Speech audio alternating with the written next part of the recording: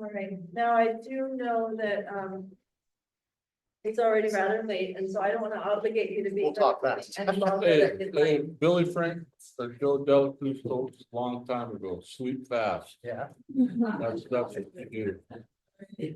Well, please, to make the best use of our time together, I want to keep my speaking to a minimum.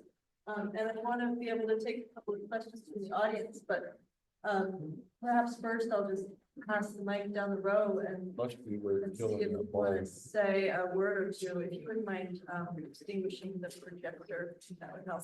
Thank you. Thank you so much. All right, Dana, would you be willing to introduce yourself? Dana Wilson, ancestral David Claxton. I'm Nubby. Yeah, Ed Johnstone, you know, when I talked about my grandfather being from Jamestown, my grandmother was born in 1898 from Bow River. She comes from the Fisher Cole Hudson family. And my great grandfather, great grandmother in Bow River were asked to come to Quinault Nation. They moved from Bow River in 1901. And my grandmother at 16 years old was arranged marriage to my grandfather, who was born in 1877 in Jamestown. And then she was told, my grandfather, there's only one girl for you, that's Ida Strong. And so they moved from Bow River to Samoa and were adopted into the Quinault tribe. So that's how we became Quinault. Is through that process. And remember, in those days, there weren't roads. There wasn't railroads, at least out there. So I often wondered, how did my grandfather move his blacksmith shop, his horse and wagons, and livestock to Tohola when there wasn't a flat beach and they had to cross two major rivers? Boy, would I've liked to ask him that. So I'm a Quinault, but my I guess lineage comes through Bow River and Jamestown as well. Good evening, everyone. My name is Scott Schuyler. I'm a member of the Upper Skagit Indian tribe. My ancestor, his name was Mateus. He signed the treaty January 22nd, 1855, here at Point Elliott. And it's affected my life, the lives of my family, my mother, my kids, this very day. You know, when my ancestor signed the treaty, it was a great responsibility that has been placed on the descendants of a treaty signer to ensure that we have salmon into the future. And I feel that way of responsibility. You know, and I thank you all for your interest in treaty rights and learning about, you know, how they came to be and why tribes do the things that we do. And just walk away today understanding, you know, with the one clear message that these rights are not granted by the courts. They were reserved by our ancestors in exchange for virtually everything we had, all of our ancestral lands. You know, my people, again, come from the Skagit, and our ancestral lands encompass hundreds of thousands of acres of lands. And when we signed that treaty, what we got in exchange was, if you think carefully about what we got, we reserved the right to continue to fish and gather. Basically, we were allowed to continue to feed ourselves. And the assumption was that there was an inexhaustible resources available so that we could continue on in perpetuity. Well, here we are today, and of course, the resources are gone. And so people like myself spend our time advocating for the salmon, for recovery, for the wildlife, to bring things back to where they were in a sustainable manner. You know, one of the things that, you know, we've been working on the Skagit is to hold the city of Seattle accountable. And we were successful this year in securing fish passage over the dams. We have 5 dams on the Skagit. And so that was a big monumental lift for us to accomplish. There was a lot of naysayers. The city didn't want to do it. But, you know, we should see salmon passing these dams, which the city claimed didn't go upriver, which of course was hogwash. We went to the city and said, our ancestors say different, that, we know fish got upriver. And there was a couple boulders in the New Halem area that they said the fish couldn't go by. And of course, whenever the water would accidentally spill into the Seawater stretch, we would run up there and look. And guess what we would find? Salmon above these boulders. And so it took perseverance. We wanted the dams to be removed. However, we weren't successful, but these fish will be able to return and spawn in their ancestral areas. And the bold decision, what it meant to our people were scattered. We didn't have a reservation. The U.S. Army came to the Skagit in 1859 to try to round up the Upper Skagit people and forcibly remove us to the other reservations. Our people refused. We ran, we hid. We would not let them remove us from our ancestral lands because we were not these other people from the other reservations. And so that preserved our identity, but it scattered us too. But in 1974, when Judge Bolt ruled in the tribe's favor, this right to continue to fish, it brought our people back to the river. We now have our own lands, our own reservation, and it saved our identities. This has been a huge monumental shift for our people. Once the decision was made, it affected our people in a manner that, it didn't affect some of the other tribes. And so, but again, thank you for your interest in talking the microphone. I think the real value is Q&A, and we've been in these film festivals, and the time has been really short. So I think we would enjoy a question and answer period. And before the last one I was at, we had one question. They were shooing us out because they had to do another film. So I think that's what I think would be of a high value. So I hear a lot about the big rivers and the spawning grounds, but what about hear a lot about the big rivers and the spawning grounds, but what about all the little creeks and everything and the importance of them to overall habitat? You want me to go, or what do you want to go? I mean, I live and breathe this, so they're all critically important, right? And one of the challenges we have, like they referred it in these agreements, right? There's a long history of other agreements that go along with it. Timber, fish, and wildlife, and then later the fish and forest agreements. We had agreements, and it goes all the way back to the Chelan Accord, when the tribes and timber companies and folks that cared about habitat got together. Well, to shorten it, these streams are tight, right? And do they have salmon? Whereabouts in the tributaries are the salmon? And where do they go, and how do they contribute? All of that, and we made agreements, and then the last time was 2004 in a place called Pack Forest, up by Tenino, I think it is, Toledo, where we stayed for 5 days in bunkhouses, and we met all day long. And we had the biggest and the smallest of timber companies there reached agreements. Now, through that process, those timber companies and those leaders that we developed relationships with, guys like Billy Frank, with guys like Guy McMines at Quinault, and all our other tribes, made agreements now that they want to walk them back. Why? That timber's harvestable now.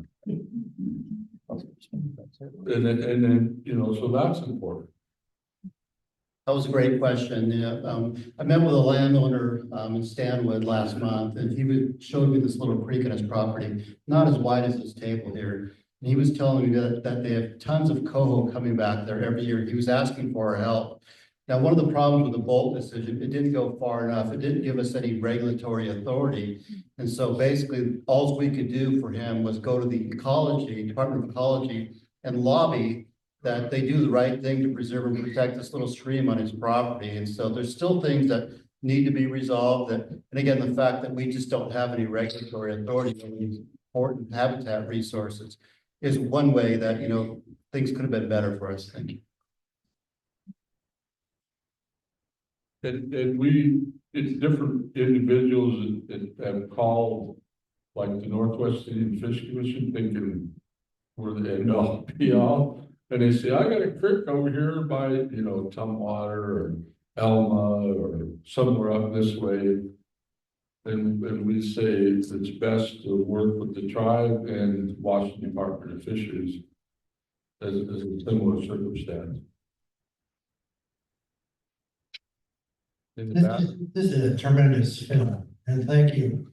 And looking forward to the other people experiencing this and getting to know this history and also the future that's pointed to in this and the needs of our community and the responsibilities and the requirements.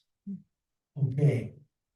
On Thursday, I'm going to give a talk on road ecology. And one of the things that I'm going to address is how culverts affect salmon propagation. So congratulations on winning that major battle. But for my benefit, I can share it with others. Where do we stand with regards to culverts? How many have been, what's the process like? How far are we in this, etc.?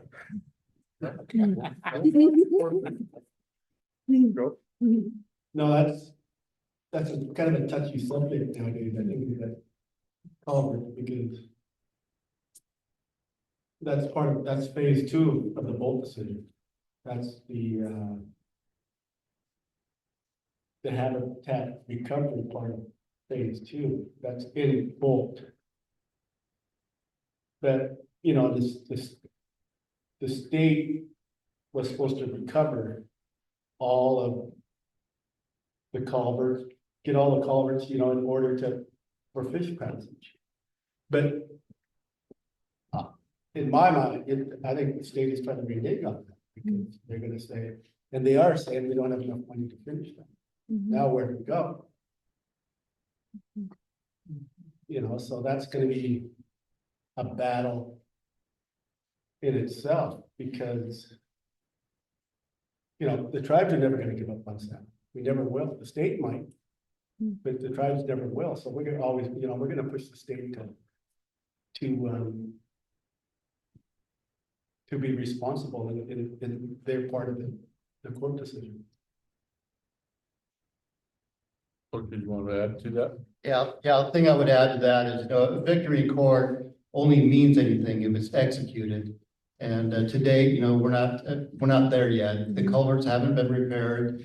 Like Dana alluded to, there's going to be an issue with the funding, and so we're looking at paths forward, but it's still in litigation right now.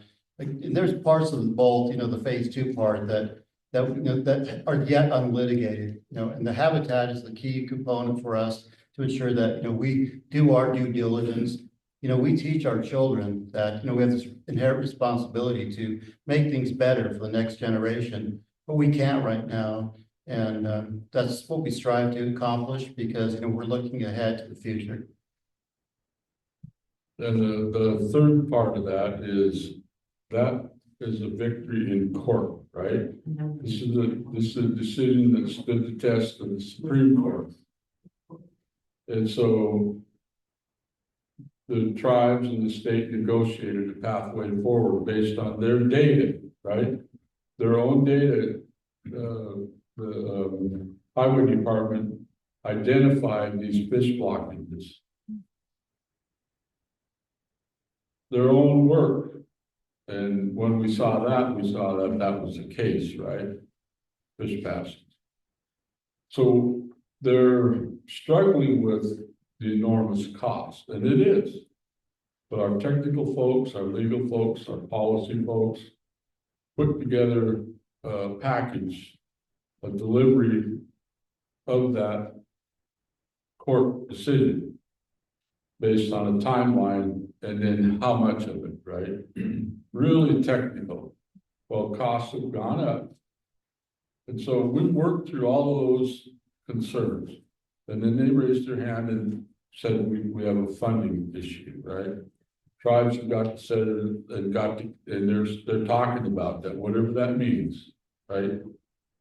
That, but the key part of that is you're seeing all these projects, a lot of projects you see on these highways, 101 and all around, that's tied into that. And that, the amount of miles upstream from those culverts is enormous. Thousands of miles, not hundreds of miles. So there are good projects right now that have made fish passage possible. And so we're staying diligently involved. We'll work it out because that's our goal. I think the state's committed and we're committed. Do we like it? No. But you read and hear a lot about the economy, so we'll work through it. We're gonna get it done. Yeah, Hey, were they prioritize the streams on the peninsula that they have with the new culvert there?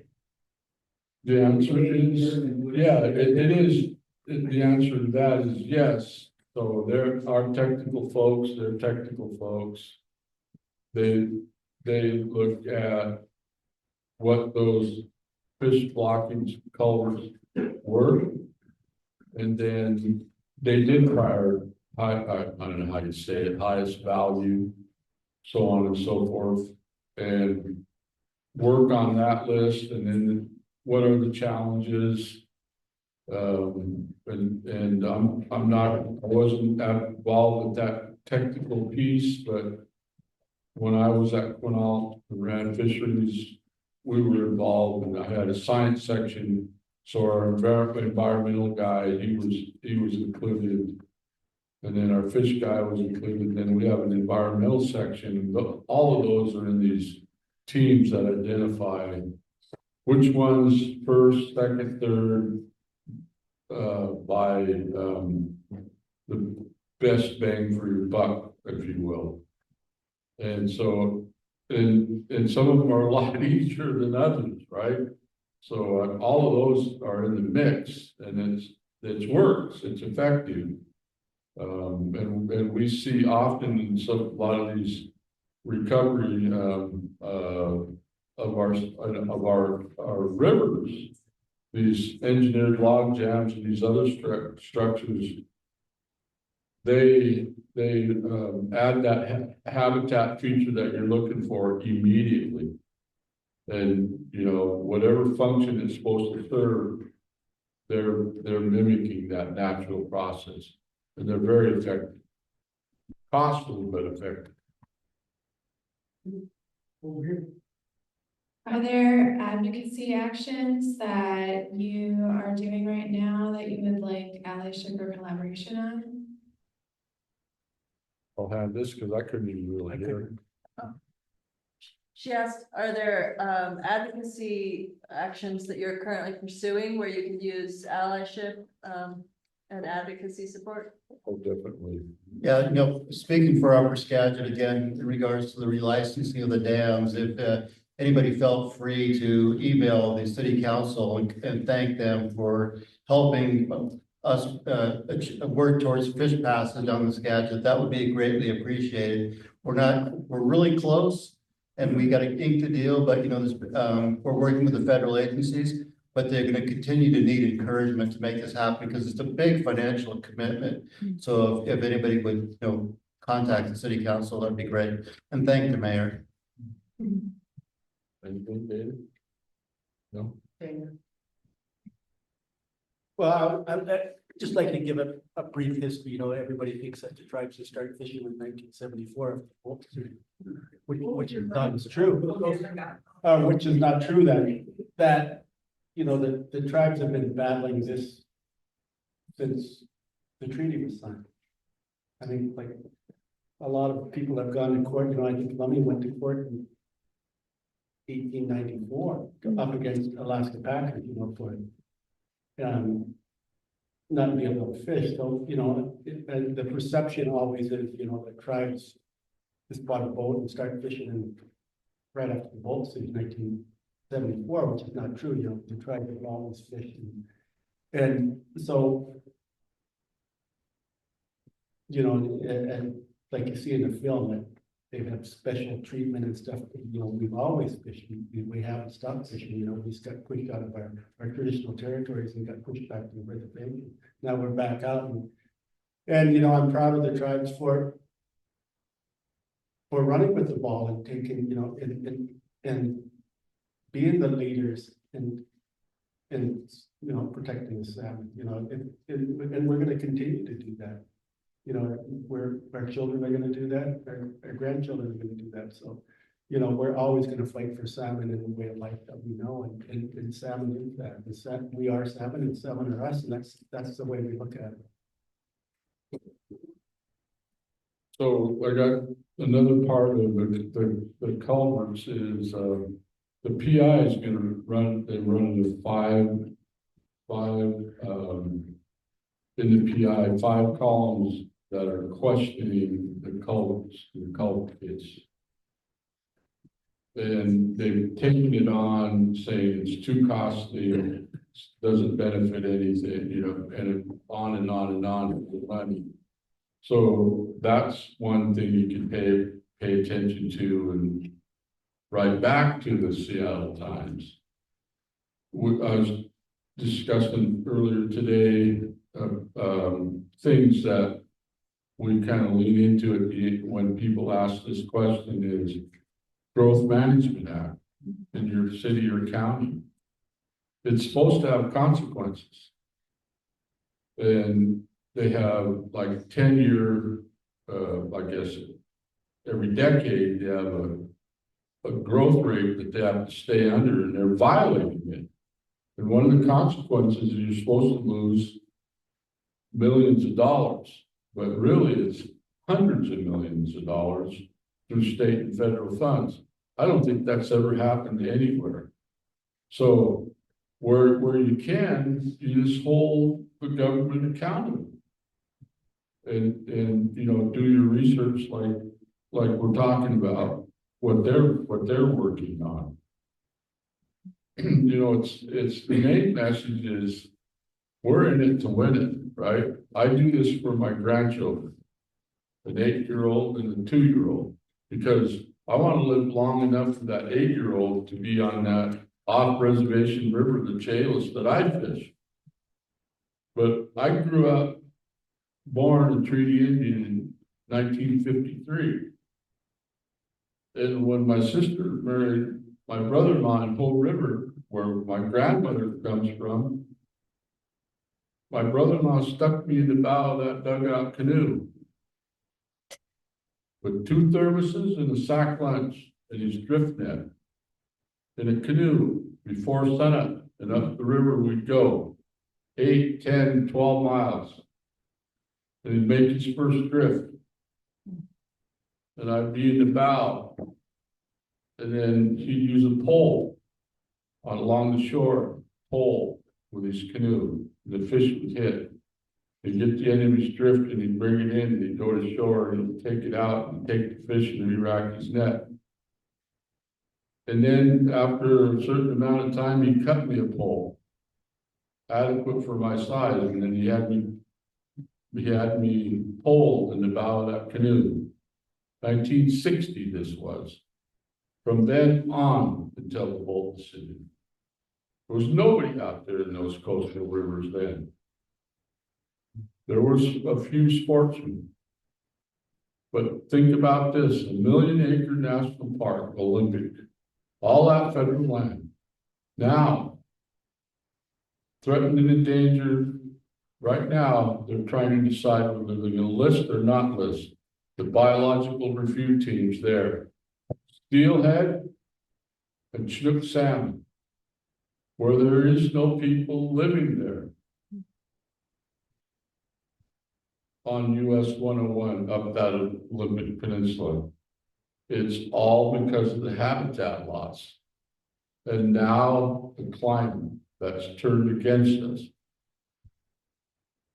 You can imagine what it is trying to rebuild these several stocks that you saw out there.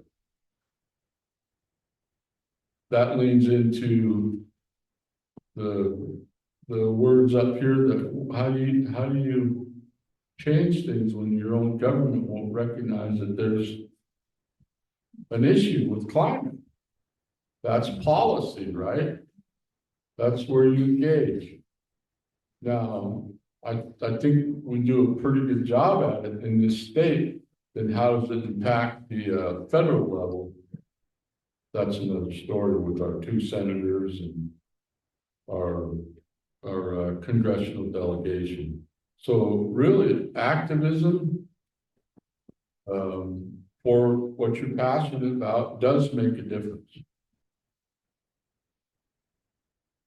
Thank you, Ed. Good evening. My name is Althea Wilson. I'm from the Lummi Nation. I work under the Lummi Indian Business Council as treaty protection and policy. I do want to close the evening now. It's getting really late and I apologize. But I do want to acknowledge something before we do that. If you look at the people who are sitting on the panel, they are generations of generations of generations of people who were salmon people before the treaty, before the Judge Bolt decision. I mean, we're talking thousands of years. So these guys have come from a long fight and they're bred into it. They're not, they didn't just join a club one day and decided they wanted to fish and then there was all those problems. They were born and raised in it. I've heard stories from Dana, I've heard stories from Ed, I've heard stories from Scott about the lifestyles that they've lived as fishermen and as generational fishermen. And so, you know, I sometimes, as a daughter of a fisherman and a sister of a fisherman and friends and family of fishermen, you know, sometimes I get really sentimental about it because I see the hard work that they put into it. On our way here, Dana had to stop by his boat. And, you know, it's not really, it wasn't something that we were thinking about was, oh, this is odd, we gotta stop by the boat before we go down and talk about boats, you know? And they all decided that they were gonna join a fight in politics. And they have to, because that's where the world has taken us today. And so I do wanna say thank you very much to our hosts, to our generous hosts, and for all the work in putting this all together, and our Mike Evans for giving us such a beautiful, warm welcome. Thank you so much. Thank you for inviting us and being such great hosts to us. But we do have a long way home, and most of us have families to get back to. So unless they have really anything more to say, we'll give you one last message. Yeah. Except for Ed.